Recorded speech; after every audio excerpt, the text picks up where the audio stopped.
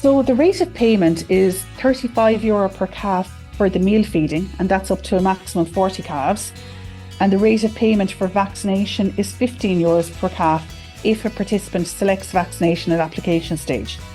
It is important to note that the maximum payment for vaccination is €15 per calf, irrespective of whether the calf is vaccinated for one or both diseases. So the maximum payment per calf, if vaccination is selected, is €50 per calf up to a maximum of 40 calves. Therefore, the maximum payment under the scheme is €2,000. Hello and welcome to the Beef Edge, the Teagasc beef podcast, for all your latest news, information and advice for Irish beef farmers. I'm Catherine Egan, and on this week's episode, with the recent opening of the Beef Welfare Scheme, I'm joined by Margaret Brennan, Assistant Principal Officer for Beef Schemes with the Department of Agriculture, Food and the Marine, to find out more about the scheme. Margaret, you're very welcome. The new Beef Welfare Scheme opened in the last week. What does the new programme entail? So the aim of the Beef Welfare Scheme 2024 is to increase the economic efficiency and improve animal health and husbandry on suckler farms. And farmers that are wanting to join the Beef Welfare Scheme, what eligible requirements does a farmer have to fulfil in order to participate? Yes, so to be eligible to participate, a farmer must have eligible beef-bred calves born in their herd between the 1st of July 2023 and the 30th of June 2024, and to have submitted a BIS application in 2024 to the department. So farmers who sign up for the scheme are committing to undertake the mandatory meal feeding action and the vaccination action if they select vaccination at application stage. In relation to the meal feeding requirement that's mandatory, Margaret, what do the farmers have to do for that action to complete it? Yes, Catherine, you're correct that the meal feeding is a mandatory action. So everyone who's signing up to the scheme is committing to carrying out the meal feeding action. So participants must record the date of weaning of each animal that is being submitted for payment under that action.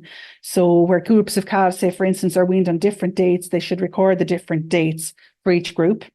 And they must introduce meal feeding for a period of 4 weeks pre-weaning and 2 weeks post-weaning to reduce the stress on calves at weaning time. And in relation to the vaccination requirement, what do farmers have to do for that action? Yes, so this is an optional action. So participants must accept or opt in to taking part in this action under the scheme at application stage. So they must select a number that they're going to vaccinate when they apply for the scheme. Calves can be vaccinated for either pneumonia or for clostridial diseases, and all the details are outlined in Annex 2 of the terms and conditions of the scheme. And the farmer will discuss the different vaccination programmes with their local vet. They can discuss it with their vet, but they don't have to have a vet to actually administer the vaccination to the animal. But they should discuss with their vet what is the best programme for their farm. And in relation to the reference number, Margaret, how is the reference number of cows and calves calculated for this scheme? Yes, so the Beef Welfare Scheme 2024 is based on the number of eligible calves born on the applicant's herd between the 1st of July 23 and the 30th of June 24 they must be registered with the department within 27 days of their birth.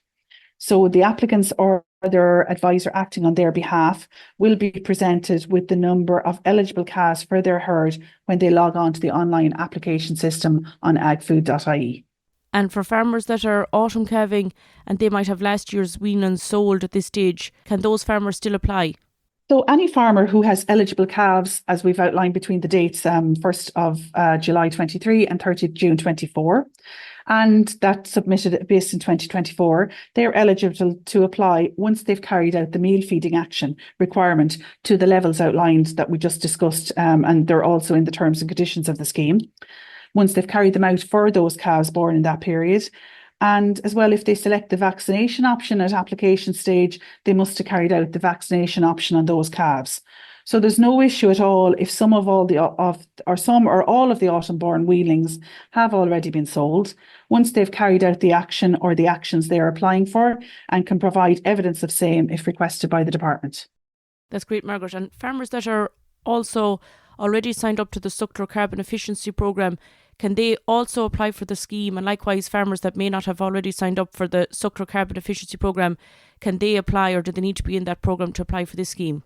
No, the schemes are completely independent, Catherine. Once a farmer meets the eligibility requirement for the Beef Welfare Scheme, and once they submit a BIS for 2024 and they have eligible calves, they're eligible to participate, whether they're in SCEP or not. And what is the rate of payment for farmers joining up to the beef welfare scheme? So the rate of payment is €35 per calf for the meal feeding, and that's up to a maximum of 40 calves. And the rate of payment for vaccination is €15 per calf if a participant selects vaccination at application stage. It is important to note that the maximum payment for vaccination is €15 per calf, irrespective of whether the calf is vaccinated for one or both diseases. So the maximum payment per calf, if vaccination is selected, is €50 per calf up to a maximum of 40 calves. Therefore, the maximum payment under the scheme is €2,000. That's great, Margaret. And if a farmer fails in any of the actions that you mentioned, either the vaccination programme or the meal feeding, what are the penalties? Okay, so if there's no meal feeding carried out, or it's not carried out to the required levels as outlined in the terms and conditions, then there's no payment made for the meal feeding. If the participant has also applied for vaccination and hasn't carried out the meal feeding, then they will receive no payment for the meal feeding, and they'll have a 50% penalty applied to the payment due under the vaccination. If the participant has applied for the vaccination option, but no vaccination is carried out, or it's not carried out to the required levels as outlined in Annex 2 of the terms and conditions, then no payment will be made for the vaccination, and a 50% penalty will apply to the payment due to them under the meal feeding action. So it's important to note that all participants should retain all the records of meal feeding and vaccination if they've selected the vaccination option, as outlined in Annex 1 and Annex 2 of the terms and conditions. So really, farmers need to assess what cows and calves that's on the farm that they're able to carry out the actions for, or have already carried out the actions for, that the calves that are sold, before they pick the reference number. Farmers can change the reference number at this stage. Yes, so when a farmer is applying for the scheme, they're presented with a number of eligible calves on their herd at application stage. And they must then at that point select the number they're committing to meal feeding, as this is a mandatory action. The number selected for meal feeding cannot be greater than the number of eligible calves presented to them on screen, but it can be less. So the maximum number of calves eligible for payment under the programme is 40 for meal feeding. So, for example, if an applicant is presented with 65 eligible calves, they can apply to meal feed any number between 1 and 65, but they'll be paid for a maximum of 40 calves. And then if a participant chooses to opt into the vaccination option, they can select to vaccinate any number between 1 and 65, that same participant, but it cannot be greater than the number selected for meal feeding. So for that participant, for example, if they select 50 for meal feeding, they can select to vaccinate any number between 1 and 50. However, applicants will only be paid for a maximum of 40 calves for the vaccination action and for the meal feeding action. How do farmers go about applying for the scheme? So, Catherine, eligible farmers or their FAS advisors authorised to act on their behalf can apply online via agfood.ie. When they log into their AgFood account, they will see the link to the Beef Welfare Scheme 2024, and they can click on this link then to commence their application. They should ensure that they click on the submit button to actually submit their application prior to exiting the system. Once they successfully submit their application, they'll see an on-screen message confirming they have submitted their application successfully. So it's important that they realise that it is clicked in for being submitted. That's the important part there, Yes, Margaret. That's important, yeah. And Margaret, what's the closing date for farmers to apply for the scheme? So the scheme closes for applications at midnight on Tuesday, the 24th of September 24. So it's important to note as well, Catherine, that there's no late application period after this date, due to the limited time to process applications in advance of expected payments commencing in December 2024. And for listeners that are interested in joining the Beef Welfare Scheme, how can they find out more about the scheme and access the terms and conditions that you mentioned? Yes, so full details of the scheme, Catherine, including the terms and condition and some helpful application screen guides, are available to view on the department's website under the Beef Welfare Scheme 2024.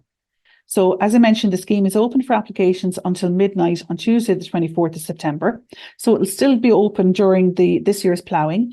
And if there's any farmers who have any questions or queries that they want to address, the beef scheme staff will be available to answer those in the department's tent at the ploughing this year.